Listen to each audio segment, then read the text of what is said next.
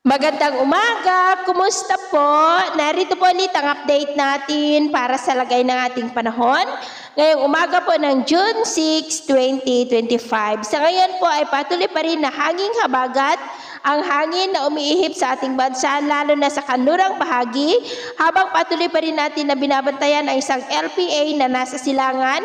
Nandiyan na po sa silangan ng Visayas, nasa loob na po ng ating area of responsibility, at hindi pa rin inaalis ang posibilidad na posibleng lalakas yan bilang bagyo na siya pong manghahatak ng habagat sa mga susunod na araw na magdudulot ng mas maulan na panahon dito po sa ating bansa. Hindi pa naman yan nakitaan ng landfall scenario, pero atin lamang babantayan ang development niyan, lalo na po at nasa malayo pa. At ito ang pinapakita ng forecast model natin pong ginagamit hanggang po sa susunod na 2 linggo. At sa lagay ng ating panahon, ngayong madaling araw ay may mga isolated rains na sa ilang bahagi ng Visayas at Southern Luzon, dulot ng trough ng LPA, lalo na po sa may Samar provinces, Leyte, at ilang bahagi ng Bohol. May mga isolated rains rin sa ilang bahagi pa ng Bicol Region, Leyte, Samar provinces, Iloilo, Capiz, Antique, ilang bahagi po ng Palawan, Surigao del Norte, at ilang bahagi ng Zamboanga at Sarangani. At mamaya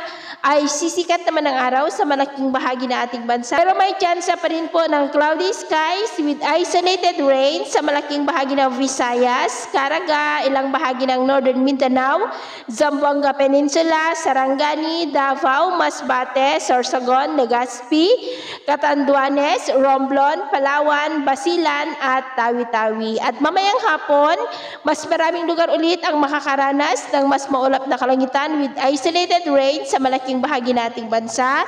Kaya kung lalabas tayo sa ating mga tahanan, ugaliin naman po natin lagi ang magdala ng kahit na anong panangga natin sa init ng araw at proteksyon na rin po sa mga biglaang buhos ng ulan.